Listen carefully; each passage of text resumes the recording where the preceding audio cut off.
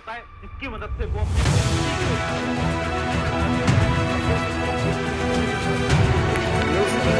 अपने जम के लगाइएगा परीक्षा। क्वेश्चन ही समझ में नहीं आ रहा है कि कौन सब्जेक्ट का है, उस पे तुक्का नहीं लगा। यहाँ पर मैं कोई नॉर्मल एमसीक्यू ट्रिक्स की बात नहीं कर रहा हूँ कि आंख बंद करके ABCD में से किसी को भी मार्क कर दो। सर वो तो तुक्का लगा के आ रहा हूँ मैं तो पूरा तो नहीं, ये कुछ ऐसी साइंटिफिक टेक्निक्स हैं जिसकी मदद से आप अपने एग्जाम के हर एक एमसीक्यू को अटेम्प्ट करके आ सकते हो और वो एमसीक्यू का आंसर एकदम सही तरीके से मार्क भी कर सकते हो। सो हाय एवरीवन, मेरा नाम है Prashant, mentor of thousands of students. देखो, अगर आज आप ये सोच के आए हो कि मैं कुछ आपको जादू मंत्र बता दूंगा, मैं आपको कुछ ऐसी तुक्का स्ट्रैटेजी बता दूंगा जिससे कि आप बिना पढ़े टॉपर बन जाओगे, ऐसा तो पॉसिबल नहीं। अगर आप ये सोच के आए हो इस वीडियो को छोड़ सकते हो, क्योंकि आज मैं आपको साइंटिफिक एमसीक्यू ट्रिक्स बताने वाला हूँ। ये कुछ ऐसी साइंटिफिक टेक्निक्स है ना जो कि हर एक टॉपर फॉलो करता है। यहाँ पर मैं आंख बंद करके तुक्का लगाने के लिए नहीं कह रहा हूँ कि बी लगाओ, सी लगाओ, डी लगाओ, ये नहीं कह रहा हूँ मैं बोल रहा हूँ कैसे आप ऑप्शंस को एनालाइज करके अपने दिमाग से इन टेक्निक्स को फॉलो करके किसी भी एग्जाम को बहुत आसानी से क्रैक कर सकते हो। आप किसी भी एग्जाम की बात कर लो, चाहे बोर्ड एग्जाम हो, अब तो बोर्ड एग्जाम के अंदर भी एमसीक्यू आते हैं, स्कूल लेवल एग्जाम के अंदर भी एमसीक्यू आते हैं, जेईई, नीट, यूपीएससी सबके अंदर एमसीक्यू आते हैं और हर एक टॉपर इन टेक्निक्स को फॉलो करता है। तो चलिए स्टार्ट करते हैं। सबसे पहले हम ये देखते हैं कि 3 टाइप के हमारे क्वेश्चन होते हैं। पहला टाइप क्या है? पहले टाइप के वो क्वेश्चन होते हैं जो कि हमें बिल्कुल अच्छी तरीके से आते हैं। वो तो आपको पता ही है, कुछ क्वेश्चन ऐसे होते हैं जो कि आपको आते हैं, कुछ क्वेश्चन ऐसे होते हैं जो कि आपको नहीं आते और कुछ क्वेश्चन ऐसे होते हैं जो कि आपको कंफ्यूज करते हैं, जिसमें आपको लग रहा है कि आंसर ए भी हो सकता है, यार बी भी हो सकता है, सी भी हो सकता है, बट मैं कंफ्यूज हूँ, मुझे याद तो है बट मैं कंफ्यूज हूँ, है ना। अब देखो, जो आपको आते हैं वो तो आप आराम से टिक करके आओ, बट ये जो 2 पार्ट है ना, ये जो 2 क्वेश्चन है ना, इन दोनों के अंदर आप तुक्का स्ट्रैटेजी को यूज करके आओ, आप साइंटिफिक गेस को यूज करके आओ। पता कैसे? अभी बताते हैं। चलिए स्टार्ट करते हैं। हमारी टिप नंबर 1 पहला है हमारा एलिमिनेशन मेथड। एलिमिनेशन मेथड के 3 पार्ट्स होते हैं, तीनों पार्ट्स बताऊंगा। देखो, एलिमिनेशन मेथड जो बेसिक होता है वो आप सबको आता होगा, बट यहाँ पर मैं बेसिक एलिमिनेशन मेथड की बात नहीं कर रहा हूँ, यहाँ पर बहुत एडवांस्ड एलिमिनेशन मेथड की बात करने वाला हूँ। अब ध्यान से सुनो यार, टेक्निक्स में बता दूंगा बट मुझे पता है केवल 1% लोग फॉलो करते हैं। अगर सिर्फ 1% लोग फॉलो करेंगे कोई फायदा नहीं होगा, इसलिए अभी के अभी वीडियो को पॉज करके कमेंट में अभी लिख दो yes I will follow this. उससे क्या होगा, आपको याद रहेगा कि हाँ यार, हमने प्रशांत भाई की वीडियो में कमेंट करा था, हमें फॉलो करना है और हम सच में इन टेक्निक्स को फॉलो करेंगे और अपने एग्जाम के अंदर अच्छे मार्क्स लेकर आएंगे। अब सुनो मेरी बात, सबसे पहली चीज क्या है, अपनी स्ट्रैटेजी है all of the above and none of the above strategy. ये स्ट्रैटेजी क्या कहती है? देखो, आप किसी भी एग्जाम को उठाओ, अगर उसके ऑप्शन के अंदर ऑल ऑफ द अबव आपको दिख रहा है, 95% चांसेस है कि वही आपका एकदम करेक्ट आंसर, 95% चांसेस। ये हमें कैसे पता? हमने बहुत सारे सैंपल पेपर को एनालाइज करा है, बोर्ड एग्जाम को एनालाइज करा है, जेईई एग्जाम को एनालाइज करा है, नीट एग्जाम को एनालाइज करा है। ऑल ऑफ द अबव हर बार सही आंसर निकलता है, 95% चांसेस है। और नन ऑफ द अबव अगर आपको कहीं भी दिख जाए तो उसकी सही होने की प्रोबेबिलिटी केवल और केवल 10% है। जब भी आपको नन ऑफ द अबव दिखे तो उससे दूर हट जाना, है ना, क्योंकि बहुत कम चांसेस है कि वो आंसर हो पाएगा। चलिए अब बढ़ते हैं। ये तो बहुत ज़्यादा बेसिक एलिमिनेशन टेक्निक थी, अब बढ़ रहे हैं थोड़ी एडवांस एलिमिनेशन टेक्निक के अंदर, और ये बहुत ज़्यादा इंपॉर्टेंट है। देखो, अपनी एलिमिनेशन टेक्निक के अंदर है रिमूव एक्सट्रीम वैल्यूज। एक एग्जांपल समझाता हूँ, बहुत इंपॉर्टेंट एग्जांपल है, ध्यान से देखना। देखिए, जैसे कि एक सवाल है, आप देख सकते हो ये इसके ऑप्शन हैं, ये है ऑप्शन ए, ये ऑप्शन बी, ये है सी, ये है डी। ए ऑप्शन है 0, बी है 27, सी है 37, ए क्या अपना 10। अब आपको क्या करना है, जब भी आप एक क्वेश्चन को पढ़ोगे तो उसकी जो एक्सट्रीम वैल्यूज है ना, उसके ऑप्शन की जो एक्सट्रीम वैल्यूज है उनको हटा दो। जैसे कि इसकी एक्सट्रीम वैल्यूज क्या है, एक है 0, एक है 10, इन दोनों को हटा दो। आंसर हमेशा 27 और 37 में से होने वाला है। अब आप सवाल करोगे भैया ये क्या लॉजिक हुआ? लॉजिक बता, हर एक टीचर जो कि आपके एमसीक्यूज को बनाते हैं वो कुछ ऑप्शन को ऐसे बनाते हैं कि बच्चा देख के उस ऑप्शन को तो हटाते हैं, है ना, उसको तो टिक ही ना करके आए। आपके पेपर को आसान बनाने के लिए किया जाता है। तो जब भी आपको एक्सट्रीम वैल्यू दिखे, जैसे कि एक और एग्जांपल देखते हैं, 1, 2, 4, 19, एक्सट्रीम वैल्यू कौन सी है? 19, तो आंसर 19 तो कभी नहीं होगा, कभी नहीं होगा, 1, 2, 4 में से होगा। हम क्या कर रहे हैं? हम एलिमिनेट कर रहे हैं। जो हमें लग रहा है ना यार ये तो नहीं हो सकता, उसको एलिमिनेट करो। अब आप इन 3 में से कोई भी एक को गेस कर सकते हो या फिर आप सॉल्व कर सकते हो। इससे क्या हुआ? आंसर सही होने की प्रोबेबिलिटी हमारी सही होगी। ठीक है, यहाँ पर मैं कोई तुक्का नहीं बता रहा हूँ यार, ये बहुत ज़्यादा साइंटिफिक चीज़ है। एक्सट्रीम वैल्यू को हमने हटा दिया। अब बढ़ते हैं तीसरी एलिमिनेशन स्ट्रैटेजी जो कि है सिमिलर आंसर ट्रिक।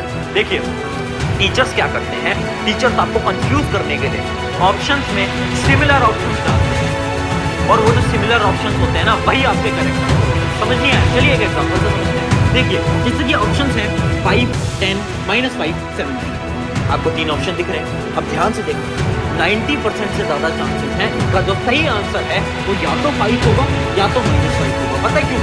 क्योंकि ये दोनों सिमिलर ऑप्शंस हैं, ये दोनों कट करते हैं, इन दोनों में से तो आंसर हो गई। सारे एग्जाम को आप एनालाइज करोगे, आप देखना जितने भी सिमिलर आपके ऑप्शंस होते हैं हमेशा आंसर वही होता है। क्यों किया जाता है? क्योंकि टीचर्स आपको कंफ्यूज करना चाहते हैं। एक और एग्जांपल में देखते हैं, जैसे एक बायोलॉजी का क्वेश्चन है, उसके अपने जो ऑप्शंस हैं वो क्या क्या है? पहला ऑप्शन है आरएनए, फिर है डीएनए, फिर है गोल्गी बॉडी और फिर है माइटोकॉन्ड्रिया। अब 90% चांसेस है इसका आंसर आरएनए और डीएनए के अंदर होने वाला है। क्यों? क्योंकि ये दोनों सिमिलर हैं। एक और एग्जांपल देखते हैं, sin theta sin square cos square theta minus cos theta minus sin theta, इसमें से कौन सी दो वैल्यूज होंगी? sin थीटा और माइनस sin थीटा। क्यों? क्योंकि दोनों सिमिलर हैं। समझ पा रहे हो? हमने क्या करा, जो सिमिलर वाले हैं ना उन्हीं में से ही आपका करेक्ट आंसर आने वाला है। ये है एक टीचर का माइंडसेट, टीचर ऐसे ही पेपर को बनाता है। अब फटाफट से आगे बढ़ते हैं हमारी टिप नंबर 2 की तरफ। बट उससे पहले एक इंपॉर्टेंट चीज, बहुत सारे स्टूडेंट्स ना मुझसे एक सवाल पूछते हैं कि भैया एक बात बताओ, हमें हमारा करियर ना इंजीनियरिंग के अंदर बनाना है, हमें भी एक इंजीनियर बनना है, बट सबसे बड़ी प्रॉब्लम क्या है ना कि इंजीनियर्स ना आजकल अनएम्प्लॉयड है। इसका सोल्यूशन मैं आपको आज बता देता हूँ, जो कि है scalar school of technology.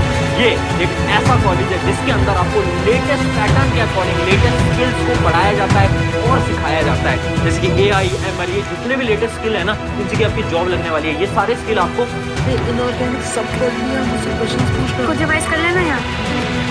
15 minute में 1.5 होने वाली है। ये सारे स्किल आपको इस कॉलेज के अंदर सिखाए जाएंगे।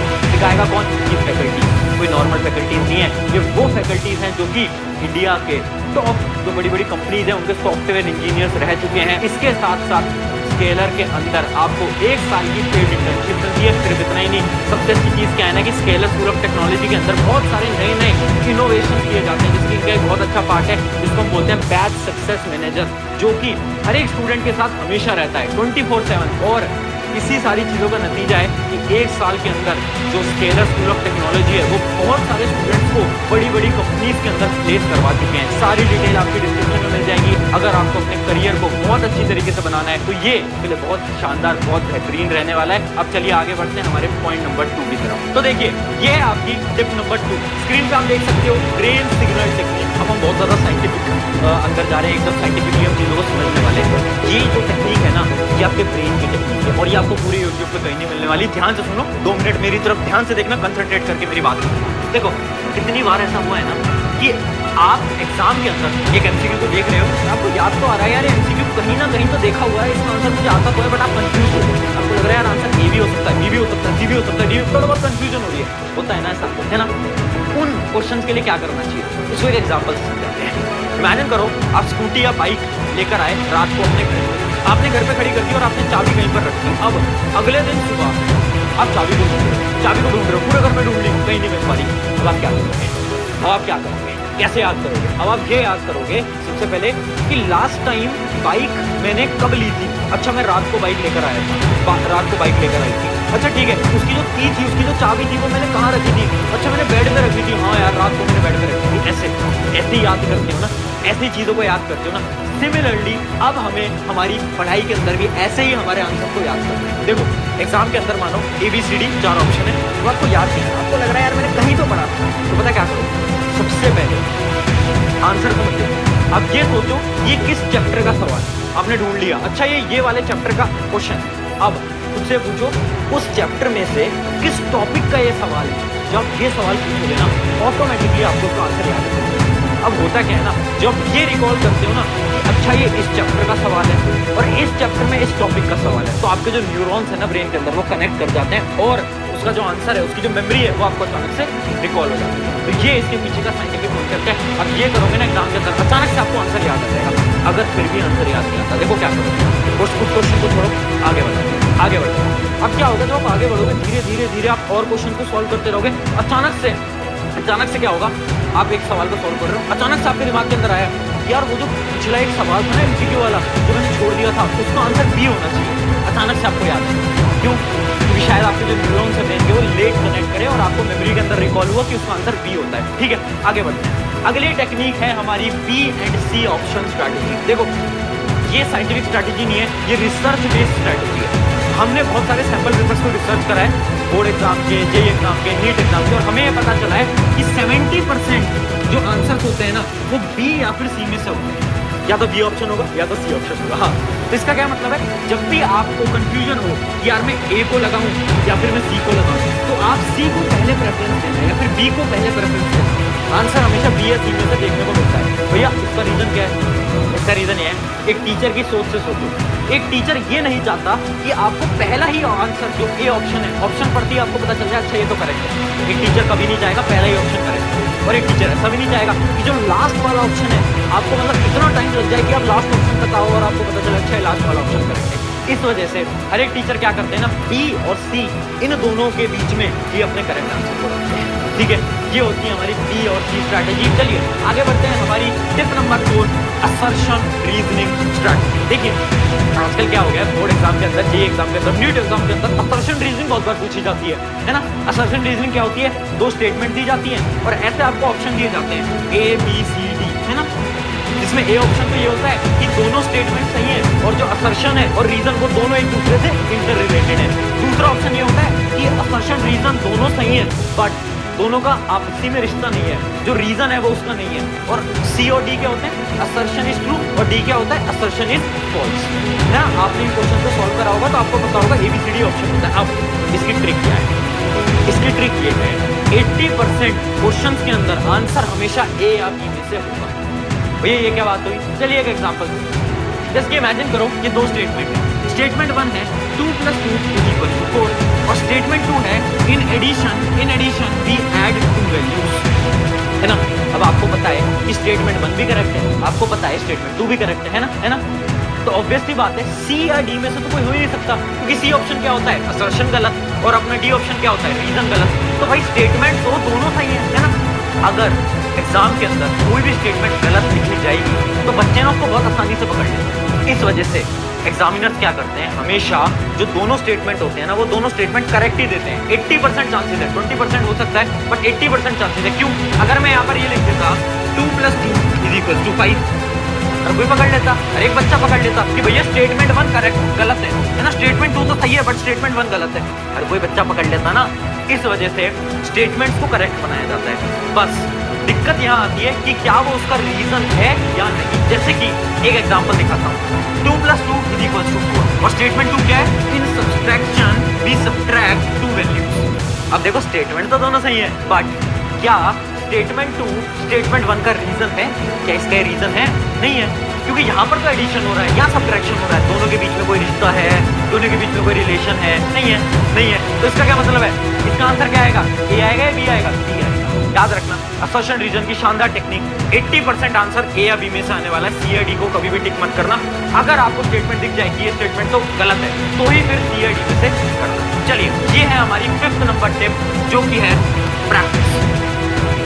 क्यों बोल रहा हूँ मैं, देखो सिंपल सी बात है यार, आप जितने ज्यादा सवालों को लगाओगे उतनी ज्यादा मेमोरी आपके दिमाग के अंदर स्टोर होती जाएगी और जब आप एग्जाम के अंदर बैठोगे तो एमसीक्यूज क्या होते हैं ना, लिमिटेड ही बनाए जा सकते हैं। मान लो एक चैप्टर है या फिर मान लो एक सब्जेक्ट है साइंस, अब उस साइंस में से ना लिमिटेड ही एमसीक्यूज को बनाया जा सकता है। ऐसा तो नहीं है कि सिलेबस बढ़ जाएगा, नहीं, सिलेबस बढ़ता ही रहेगा।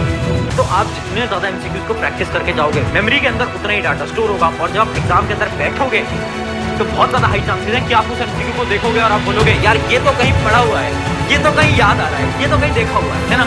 क्यों हो पाया? क्योंकि हमने ज्यादा से ज्यादा एमसीक्यूज की प्रैक्टिस करी थी। और यही है हमारी tip number 5, practice as many MCQs as possible. I hope इससे मदद मिलेगी और कमेंट कर